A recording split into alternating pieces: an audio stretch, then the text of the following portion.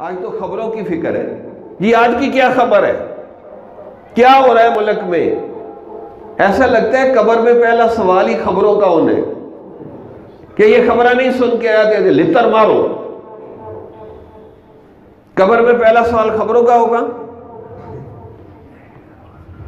ایک بوڑھا آدمی پتہ چلا مجھے کہ یہ جی خبریں سنتا ہے، بڑا متقی پرہیزگار ہے.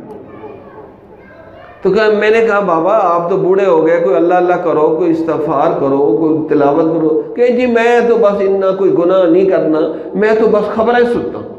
تو میں نے کہا وہ جو خبریں پڑھ رہی ہے عورت ننگے منہ ننگے سر، وہ آپ کی بیوی ہے یا وہ کوئی حور ہے جو آپ کے نکاح میں آ گئی ہے؟ اس کو تم دیکھ بھی رہے ہو، دیکھ کر بھی گناہ کر رہے ہو، اس کی آواز بھی سن رہی ہو، تو یہ گناہ نہیں ہے کہ اس کو نامحرم عورت کو آپ دیکھ رہے.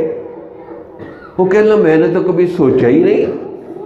میں نے کہا آج سوچ لو، میں نے تو بتا دیا ہے کہ بھائی وہ عورت ہے، اس کا دیکھنا بھی گناہ اور اس کی طرف نظر کرنا بھی گناہ ہے. وہ تو کیا خبریں سن رہا ہے؟ کیا تیرا قبر میں پہلا سوال خبروں کا ہوگا؟ تو آج جو لوگ نیک بنتے ہیں تو کہتے ہیں جی ہم نے فلمیں ڈرامے تو نہیں دیکھتے، ہم تو بس خبریں سنتے ہیں. تو ایسا لگتا ہے کہ قبر میں پہلا سوال خبروں کا ہونا ہے. ہاں بھئی خبریں سن کے آئے ہو کہ نہیں؟ حالانکہ پہلا سوال کیا ہونا ہے؟ من ربو کا، رب کون ہے؟ رب سے تعارف ہے.